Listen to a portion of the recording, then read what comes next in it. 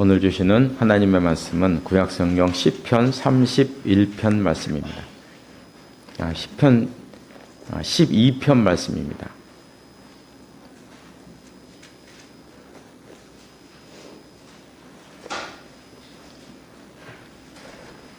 시편 12편 1절에서 8절 말씀까지 1절에서 8절 말씀까지 한 절씩 교독하시겠습니다. 제가 먼저 12편 1절 말씀을 읽겠습니다. 여호와여 도우소서. 경건한 자가 끊어지며 충실한 자들이 인생 중에 없어지나이다.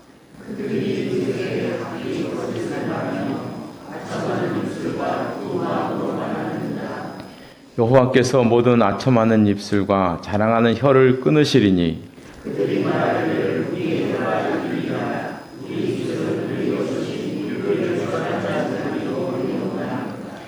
여호와의 말씀에 가련한 자들의 눌림과 궁핍한 자들의 탄식으로 말미암아 내가 이제 일어나 그를 그가 원하는 안전한 지대에 두리라 하시도다.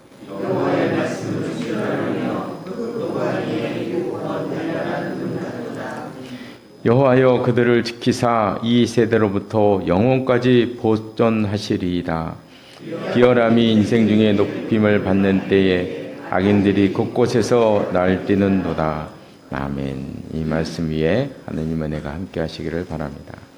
우리가 읽었던 시편 12편은 그 제목에서 나와 있는 것처럼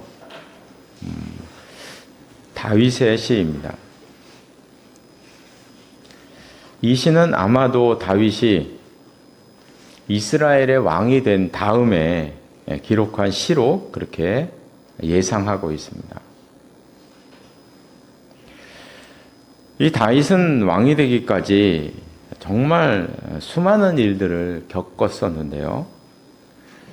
먼저는 골리앗을 죽인 다음에는 장군이 되어서 수많은 전쟁에 나가서 싸웠습니다.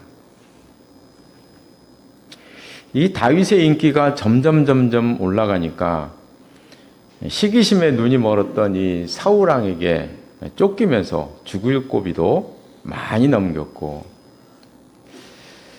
가는 곳마다 고자질하는 사람들이 생겨나서 그들로 인해서도 큰 어려움을 당하였습니다. 성경에 보면 사무엘상 23장 19절에 보면 그때 10사람들이 기브아에 이르러 사울에게 나와 이르되 다윗이 우리와 함께 광야 남쪽 하길라산 숲속 요새에 숨지 아니하였나이까. 사울 왕에게 이제 다윗이 어디 있다고 고자질하는 장면이죠. 가는 곳마다 이런 사람들이 있으니까 어디 뭐 숨을 곳도 마땅히 없고 참 어려움을 겪었습니다. 심지어는 이런 일도 있었어요. 사무엘상 22장 18절 19절에 보면 에돔 사람 도액이 돌아가서 제사장을 쳐서 그날에 세마포 에봇 입은 자 85명을 죽였고 제사장들의 성읍 노베 남녀와 아이들과 젖 먹는 자들과 소와 나귀와 양을 칼로 쳤다. 여기서 에봇 입은 자는 제사장들을 말하는 거군요. 제사장 85명을 죽였어요. 그리고 그뿐만 아니라 제사장 성에 살고 있던 남녀, 아이들, 젖 먹는 자들, 소, 양을 다 칼로 쳐 죽이는. 도대체 무슨 일 때문에 이랬는가? 이유는 간단합니다. 다윗이 도망갈 때 너무나 배고프니까 갈 곳이 없어서 제사장의 집에 들어간 거예요.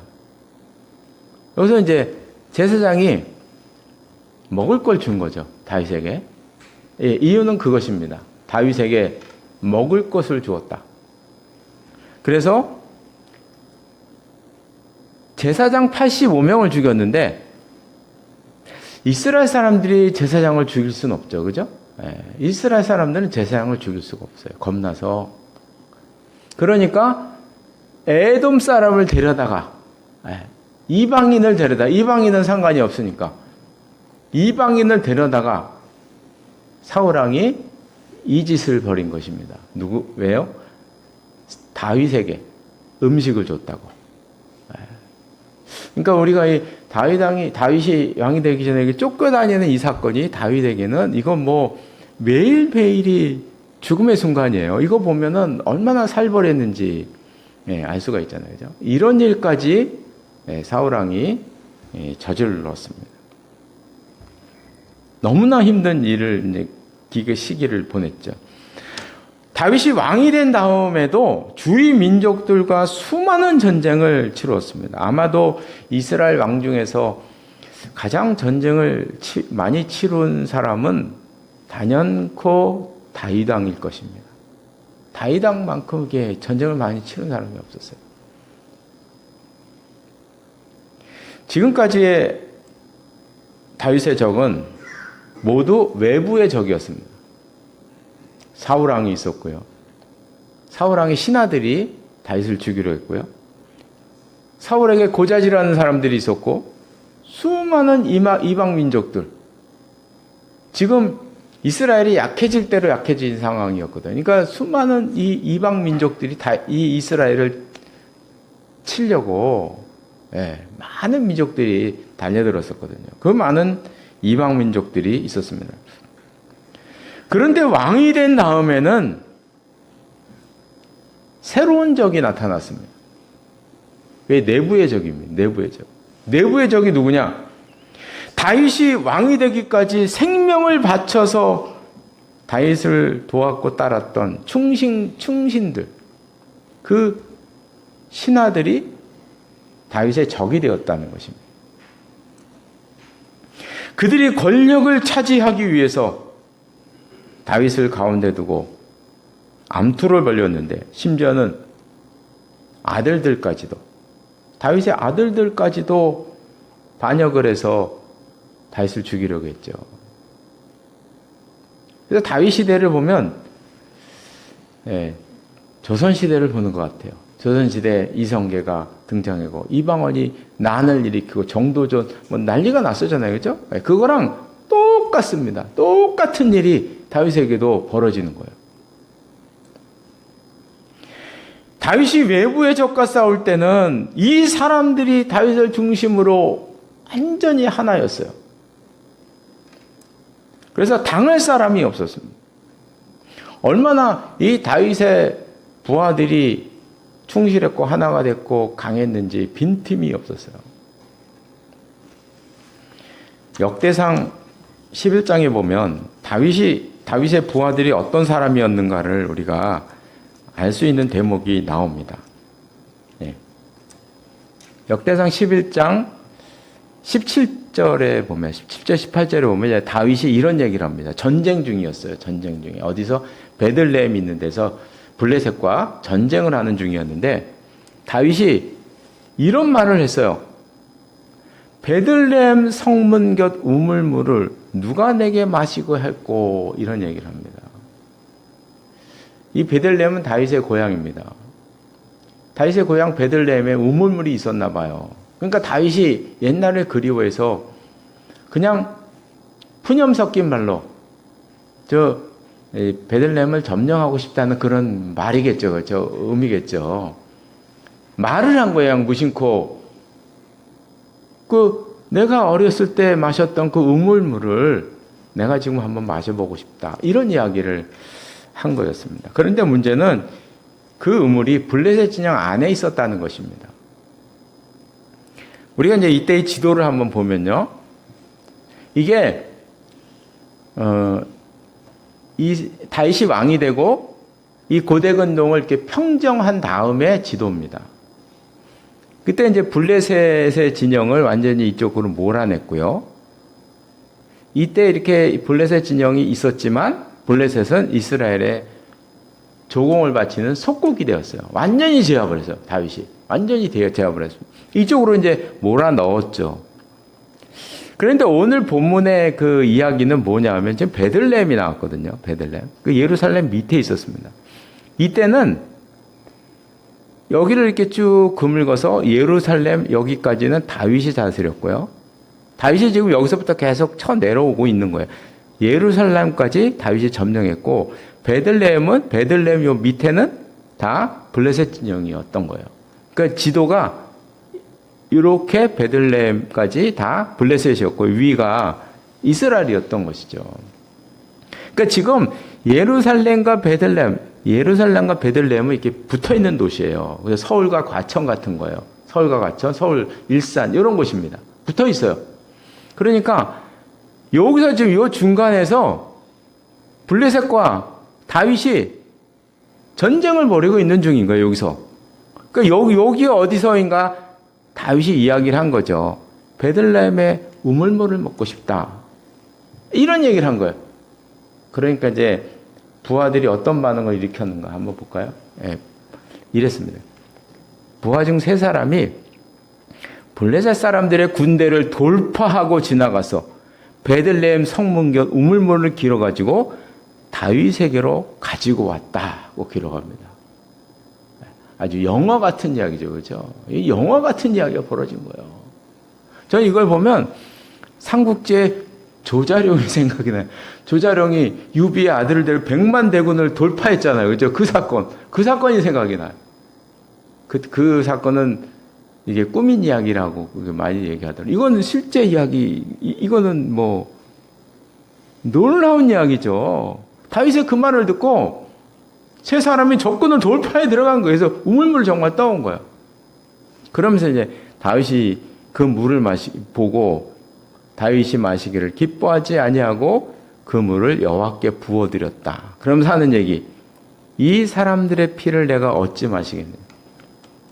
아무래도 다윗은 정말 부하들이 가서 물을 길어올 거라고는 생각을 못했던 것 같아요. 그냥 푸념 섞인 말로 한 것이에요. 예.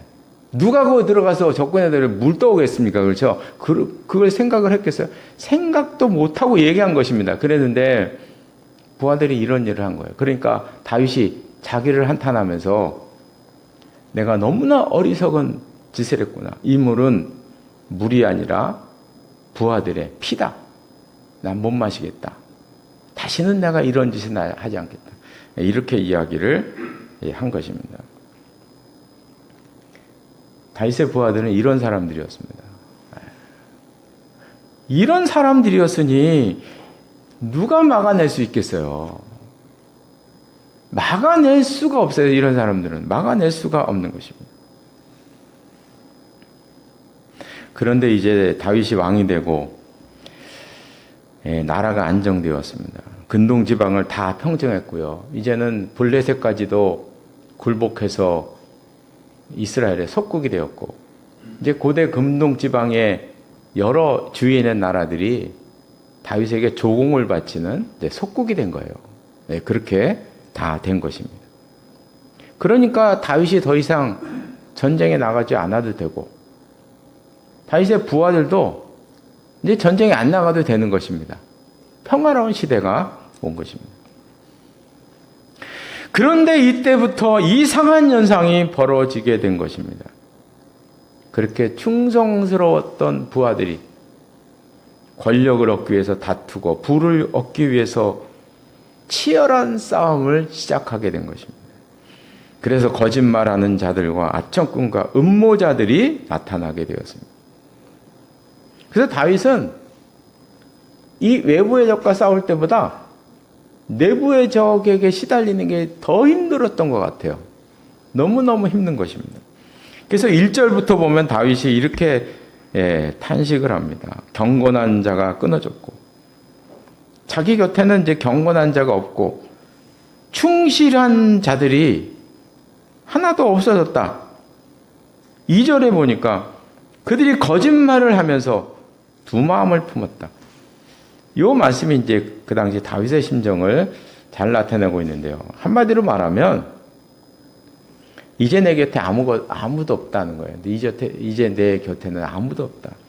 그 옛날에 충성스러웠던 그 사람들이 이제는 다 사라져 버렸다. 이렇게 한탄을 하고 있는 것입니다. 우리가 오늘 보면 12편을 보면 그 12편의 그 시의 구조가 좀 흐름상 이상한 점이 있습니다. 1절부터 4절까지의 말씀과 5절부터 8절까지의 말씀이 너무 좀 내용이 다르다는 것입니다. 좀 뭐가 이렇게 단절된 것 같은 그런 내용의 흐름입니다. 1절에서 4절까지는 지금 자신이 처한 상황에 관한 내용이었습니다. 자기 주위에는 온통 거짓말하는 자들과 아청꾼들과 두 마음을 품은 자들로 인해서 자기가 지금 너무나 괴롭고 외롭고 힘들다는 하소연의 내용입니다. 그런데 갑자기 5절부터는 하나님의 말씀에 대한 내용이 나오는 거예요. 특히 6절 말씀에 보면 하나님의 말씀은 순결하고 흑도간 위에 7번 단련한 은과 같도다 하면서 앞 내용과는 뭔가가 전혀 다른 갑자기 하나님의 말씀이 단련한 은과 같다. 이런 말씀을 하고 있는 것입니다. 그래서 우리가 앞의 내용과 뒷 말씀을 이렇게 연결해서 보면 이런 해석이 가능합니다. 다윗은 왕이 된 다음에 아주 큰 것을 깨닫게 되었습니다. 인간은 간사하고 인간은 의지할 것이 못 된다는 것입니다. 우리들이 진정으로 의지할 것은 사람이 아니라 하나님의 말씀이더라 하는 것을 말씀하고 있는 것입니다. 지금 다윗은 왕이 된 다음에 사람에게 아주 질리는 경험을 했고요. 인간의 이중성을 철저하게 느낀 것입니다. 그래서 이런 경험을 통해서 다윗은 하나님의 말씀에 대한 고귀함을 이제 깨닫게 되었는데요. 우리 인생에게 순결한 것은 오직 하나님의 말씀밖에 없다. 그래서 내가 의지할 것은 하나님의 말씀밖에 없더라 하는 것을 지금 말씀하고 있는 것입니다. 5절 마지막에는 이제 이렇게 말씀하고 있어요. 5절 마지막에 내가 이제 일어나, 이거 나는 다윗을 말하는 게 아니고 그 5절 맨 앞에는 하나님의 말씀을 말하는 것입니다. 하나님의 말씀을 말하는 것이죠. 내가 이제 일어나, 하나님의 말씀이 이제 일어나서 그가 원하는 안전한 지대에 두리라 하시도다. 지금 다윗은 아첨하는 자들에게 둘러싸여 있었습니다. 두 마음을 가진 자들이 다윗 주위에 있었습니다. 그래서 그들 때문에 언제 자기가 어떻게 될지 모르는 그런 불안한 가운데 있었다는 것입니다. 그런 다윗에게 안전한 지대라는 것은 하나님의 말씀이다. 다윗이 피할 곳은 하나님의 말씀이라는 것입니다. 전 지금까지 미국 뉴욕에 2번을 가봤습니다. 하나님의 은혜로 어떻게 해서 여행을 가게 됐는데 2번 가봤는데요. 첫 번째는 9.11 테러 이전에 가봤고요. 두 번째는 9.11 테러 이후에 가봤어요. 한 장소를 그렇게 가봤습니다. 첫 번째 갔을 때는 멋있는 쌍둥이 빌딩이 있었죠. 쌍둥이 빌딩이 있었습니다. 그런데 두 번째 갔을 때는 그 쌍둥이 빌딩이 사라지고 요즘은 이렇게 다 정리가 돼서 기념관 식으로 이렇게 해놨다 그러대요. 기념 장소 이런 식으로 해놨다고 해요. 해놨다고 하는데 제가 갔을 때는 그냥 다 부셔지고 쌍둥이 빌딩 다 부셔지고 쌍둥이 빌딩만 부서진 게 아니고 그 옆에 사방에 있는 그 건물들도 반파되고 막 3분의 1 파손되고 이런 상태로 있었어요. 그러니까 흉측하니까 제가 하니까 막 검은 천으로 전부 다 이렇게 가려져 있는 거예요. 옆에는 가운데는 뻥 뚫렸고 이게 옆에 있는 건물들은 전부 다 완전히 폐허가 된 상태로 검은 천으로 다 가려져 있는 그런 상황이었어요. 그런 상황에 처해 있었고 그리고 맨 앞에는 이제 팻말이 이렇게 덕지덕지 붙어 있었는데 Never forget. 절대로 잊지 말라. 절대로 잊지 않을 것이다. 이 내용의 영어 두자가 여기저기 이렇게 붙어있는 그런 상황이었습니다. 이 미국이란 나라가 세상에서 가장 안전한 지대로 인정되는 나라 아닙니까? 그렇죠? 그래서 많은 사람들이, 우리나라 사람들 많이 이민을 갖고 그랬는데, 그런데 가장 안전한 곳에서 가장 큰 사건이 일어났고요. 지금도 계속 총기 사건이 일어나지 않습니까? 그걸 보면서 느끼는 것은 정말 세상에 피할 것은 없구나. 세상에 안전한 지대란 없구나 하는 것을 느끼게 되는 것입니다. 이제 말씀을 마치겠습니다. 안전한 지대에 두리라. 이 말씀은 다윗의 신앙 고백이고요. 다윗이 자신의 인생을 돌아보면서 다윗의 경험에서 나온 이야기입니다. 안전한 지대에 두리라. 다윗은 도망 다니면서 사람에게도 가봐왔습니다. 근데 아까 우리가 그 말씀에서 보았지 않습니까? 그렇죠? 자기에게 떡을 줬다는 이유 하나로 그런 사건이 일어나잖아요. 제사장 85명을 막 때려 죽이는 이런 사건이 막 벌어지지 않습니까? 도망 다니면서 사람들에게도 가봤지만 그런 일도 벌어집니다. 배신당해서 사람들에게 고자질 당해서 죽을 고비도 수없이 넘기면서 살아왔던 것입니다. 왕이 된 다음에는 그렇게 믿고 의지했던 신하들이 변해서 거짓말쟁이가 되고 아치움꾼이 되고 심지어는 자기에게 칼을 들이대는 이런 사람으로 돌변하게 되었습니다. 그런 가운데 다윗이 깨달은 것은 세상에는 안전한 곳은 없다. 다윗이 깨달은 것입니다. 세상에는 안전한 곳이라는 것은 없다. 내가 피할 장소, 내가 피할 사람이라는 것은 없다. 자기가 피할 안전지대는 오직 하나님의 말씀밖에 없다 하는 것을 깨닫고 고백하는 것입니다. 우리들에게는 하나님의 말씀이라는 안전지대가 있다는 사실을 항상 기억하면서 지내시는 우리 모두가 되시길 바랍니다. 기도하시겠습니다.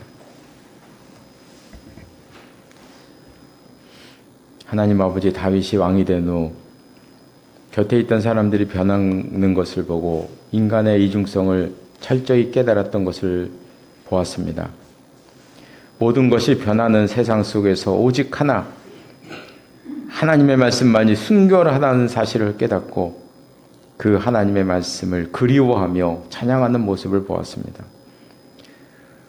하나님 아버지, 우리도 비록 변화많은 세상 속에서 살아가지만 우리들에게는 하나님의 말씀이 있다는 사실을 기억하게 하시고 그 말씀을 의지하며 살아가는 저희들 될 수 있도록 함께하여 주시옵소서. 예수님의 이름으로 기도드리옵나이다. 아멘.